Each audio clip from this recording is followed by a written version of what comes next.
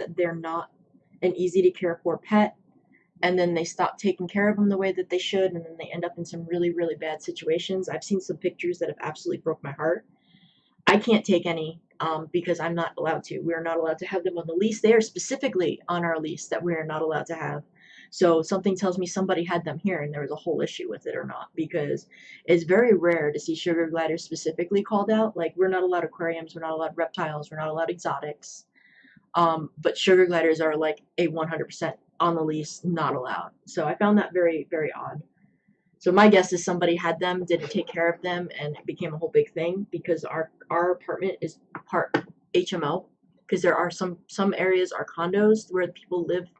So there is a homeowner association in our apartment, which is what gets me even more with the way that the place has been going downhill, because we have all these rules to follow, and like their own tenants aren't even following them lately. So, but yeah, so we've been, I'd like to take them, but I can't. I miss my gliders. I do miss my gliders very, very much. One day. I don't think I'm going to be able to have them while I have these kitties, though, because these kitties were not brought into a house with small animals, and they have very, very keen hunter instincts.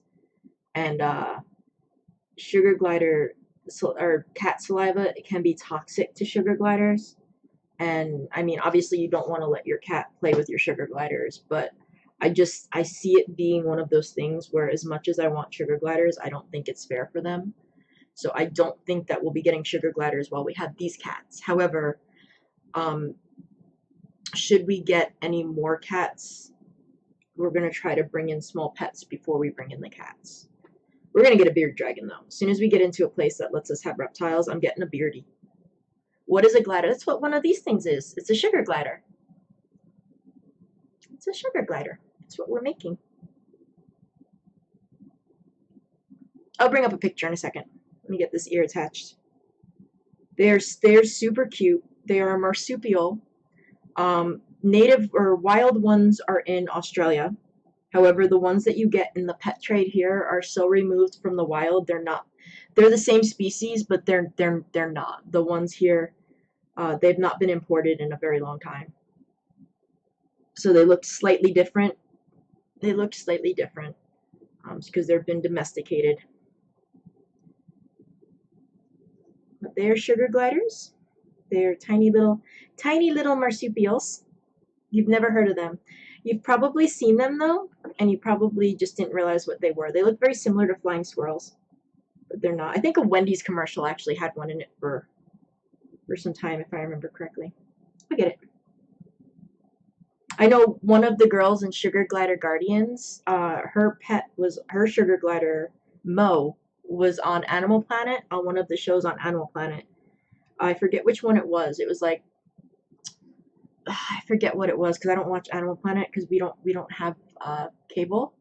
But like, he was her overweight glider Mo that was on a diet, was on some sort of Animal Planet show. He was a star. But yeah, sugar gliders. Oh, it's a picture of Ashmane and the little Mau Mau. So cute.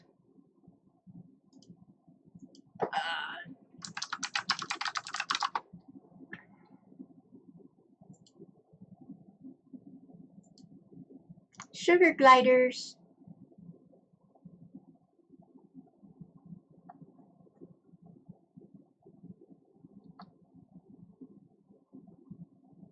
Cute little critters.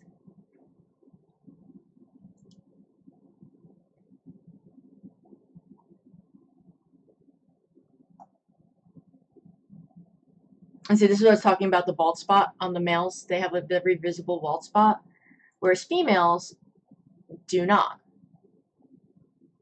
They're so cute.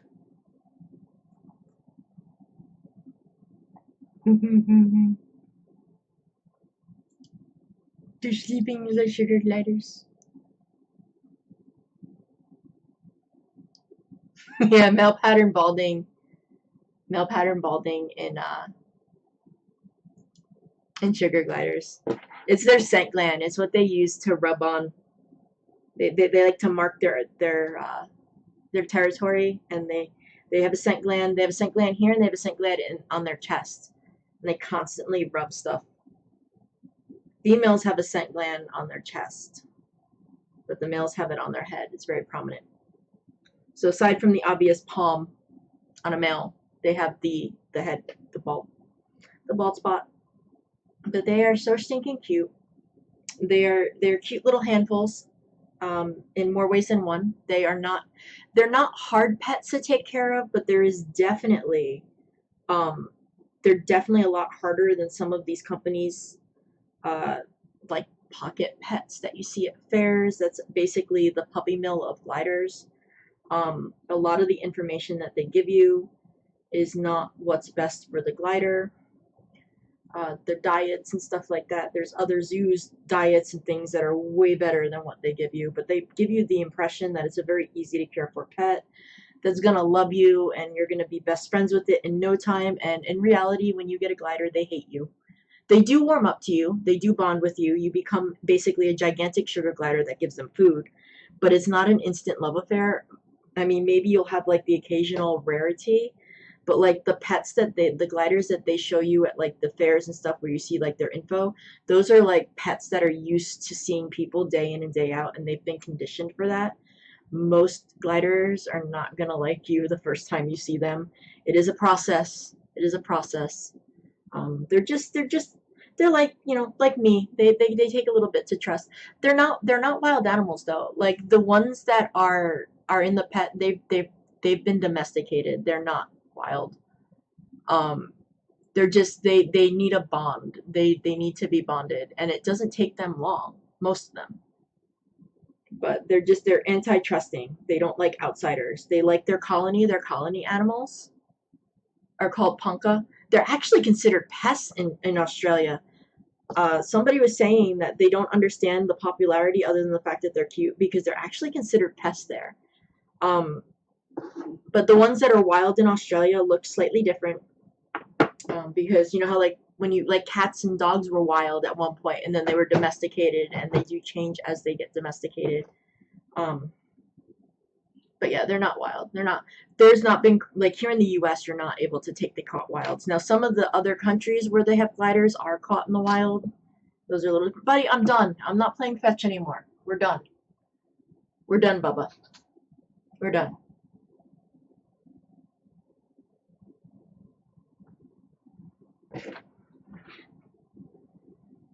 Yeah, it's not the same. They're not captured out of the wild anymore. They've been domesticated. You want to go through reputable breeders though, because you do not want to get inbreed. Because they are such a, like, it's been the lineage, that's the word I was looking for. The lineage in them is like it goes back only so far. So you want to make sure you're not just getting from willy-nilly breeders. You want to do your research with it and make sure you're getting ones that are not inbred, because inbred can cause kind of health issues. But they've been, I don't even know when they came over. My gliders I had from 1999 to 2003, and I lost mine. We had a boil water alert, and I was not aware of it. And I went and gave them, you can't keep them as pets in Australia. They're protected. Is it the sugar gliders that they consider pests, or is it a different glider? Because there's more than just sugar gliders. I know you have the gliders, you have the bush babies, you have the feather tail gliders. You have a bunch of them over there. Which was the ones that you guys consider pests? Is it the sugar gliders or is it the other one? But they're protected. One of them I had read, I don't remember where I read it. It was on some Animal Planet thing a while back.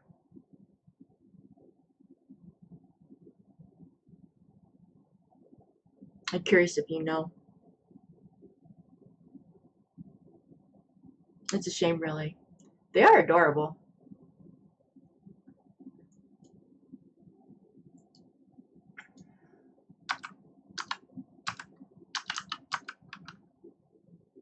Maybe it's the possums that I'm thinking. Maybe it's the possums, because possums and sugar gliders do look a lot alike, and sugar gliders are possums. They're all the possum family. So maybe it's the possums I'm thinking of. It could be possible. It's like 1:30 in the morning here. Buddy, I'm not playing fetch. We're done. We're done. Don't at me. We're done.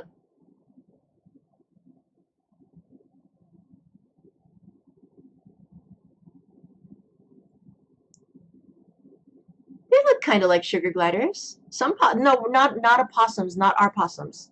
So opossums are what the United States are. Yeah, no. Australian possum.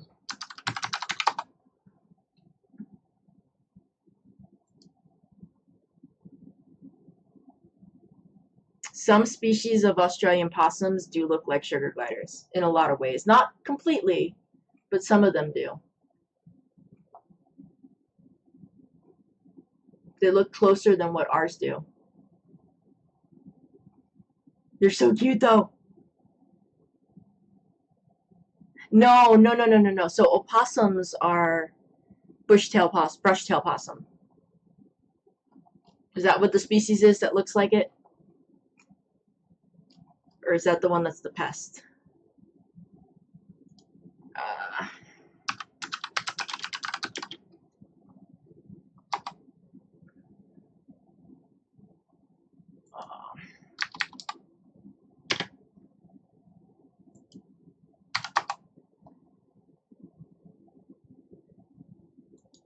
yeah, this is what possums look like they look like giant sugar gliders. And then these guys, oh, I love these guys, the little yellow ones. They're so stinking cute.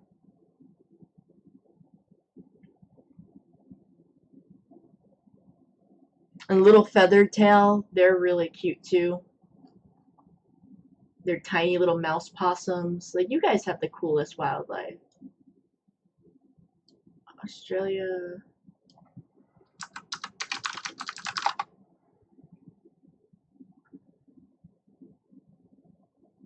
I wish I had a side-by-side picture to show you what the difference is. They're subtle, but they're there. It has to do with the head. Ours are most of the captive ones are a little bit more broader. I believe the wild ones are a little more narrow, or maybe it's the other way around. They look similar, but they do look slightly different. I'll have to see if I can find. I know it's in one of my groups where it shows them side by side, and they're very, very similar, but there are differences that have been like changed over time. Really, yeah, I think it's the face is more narrow. Looks sort of like a gerbil, kinda.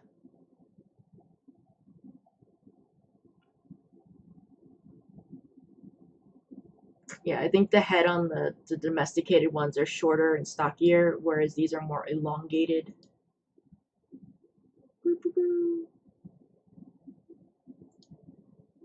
See how these guys are like more elongated, and then they're shorter and stockier? That's one of the small differences. There's a couple. Either one though, they're freaking adorable, and I love these little guys so much. I really do.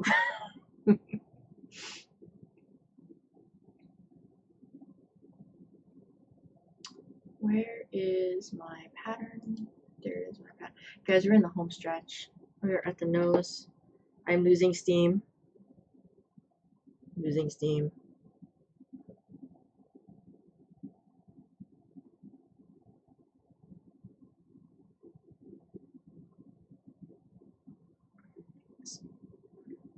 Do you have bearded dragons and frilled neck lizards where you're at, Stringy Bark?